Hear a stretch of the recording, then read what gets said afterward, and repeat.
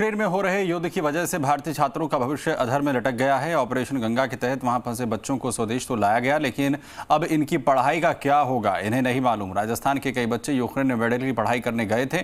कोई फर्स्ट, कोई सेकंड, कोई थर्ड तो कोई फोर्थ ईयर का छात्र है। अब ये छात्र और इनके परिजन सरकार से दखल की अपील कर रहे हैं ताकि आधी अधूरी पढ़ाई पूरी हो सके।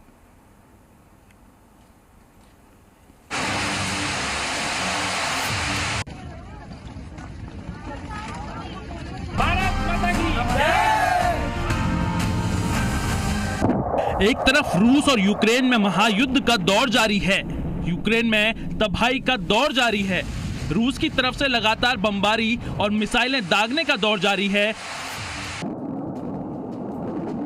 दूसरी ओर उन छात्रों के मन में उनके भविष्य को लेकर द्वंद्व है।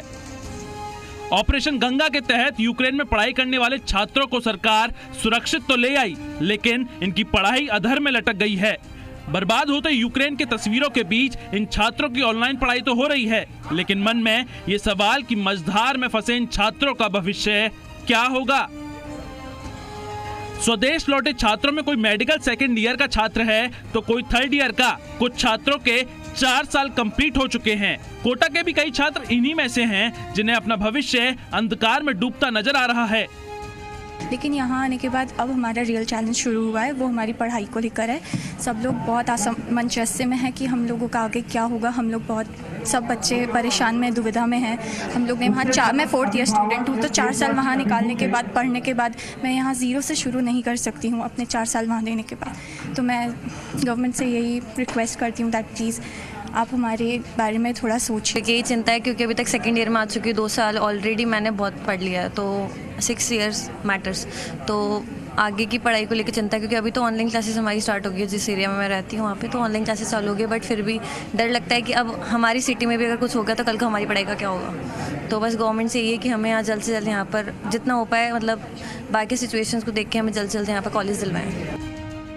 यूक्रेन से पढ़ाई बीच में छोड़कर लौटना छात्रों की मजबूरी थी, लेकिन आगे क्या होगा उन्हें भी नहीं पता। छात्रों के परिजन भी इस बात को सोचकर परेशान हो रहे हैं। सभी ने एकजुट होकर केंद्र और राज्य सरकार से इस मामले की गंभीरता समझने की अपील की है ताकि उनके बच्चों की पढ़ाई पूरी हो सके, उनका भविष्य संवर जाए। अभी मैं यही कहना चाहता हूँ गवर्नमेंट से कि जो मौजूदा स्थिति है वॉर की, उसके बाद हम ये पॉसिबल नहीं है और पेरेंट्स भी बहुत चिंतित हैं कि और वो स्टूडेंट्स को वहाँ नहीं भेज सकते हैं इसी स्थिति में। तो हम सरकार से यही मांगे कि जहाँ जल्द से जल्द हमारी स्टडीज़ की इक्वलिटी इंडियन जो करिकुलम है उसके अकॉर्डिंग सेट करके और हमें जल्द से जल्द यहाँ के मेडिकल कॉलेज में सेट करें, जिससे हम हमारी पढ़ाई जारी रख सकें। मैं सभी बच्चों की तरफ से और सभी अभिभावकों की तरफ से ये सरकार से पुरजोर निवेदन करता हूँ कि जिस प्रकार से अपने तेलंगाना गवर्नमेंट ने और अपने पश्चिम बंगाल गवर्नमेंट ने भी रिसेंटली में जो न्यूज़ आई है, बच्चों को पूरा अपना जो स्टडी का खर्चा है और जो भी उनकी आगे की पढ़ाई की व्यवस्था है वो गवर्नमेंट ने की है। तो मैं राजस्थान गवर्नमेंट से मेरा ये निवेदन है कि वो बच्चों को अपने यहाँ पे कंसीडर करें। और इतने सारे प्राइवेट और गवर्नमेंट मेडिकल कॉलेजेज हैं, अगर सभी में 2 से 5% भी अगर सीटें बढ़ाई जाती हैं तो ये बच्चे निश्चित तौर पर अपने यहाँ राजस्थान में एडजस्ट हो जाएंगे। आज की डेट में ऐसा डाटा मिला है कि 2 से 3 लाख झोला टॉप डॉक्टर गाँव में काम कर रहे हैं। उनसे ये काफ़ी अच्छे हैं बच्चे, क्योंकि ये प्रॉपर एजुकेशन लेके आए हैं। और हमारे यहाँ पे बड़े बड़े ग्रुप्स हैं, इंडिया कैपेबल है, बड़े बड़े ग्रुप्स है, इथियोस है, अपोलो है और कोकिलाबेन धीरूभाई अंबानी के बड़े बड़े हॉस्पिटल, ऐसे बड़े बड़े हॉस्पिटल्स टाटा सन्स हैं। इन लोगों को आगे आके इस तरह के कॉलेज खोलने की गवर्नमेंट परमिशन दे तो ये सारे एकोमोडेट हो जाएंगे। रूस और यूक्रेन के बीच छिड़ी जंग लंबी होती जा रही है। यूक्रेन जिस तरह से बर्बादी के मुहाने पर खड़ा है, सब कुछ जल्दी ठीक होगा ऐसे आसान नहीं है। ऐसे में इन छात्रों और इनके परिजनों को बस सरकार से आस है। हिमांशु मित्तल, जी मीडिया, कोटा।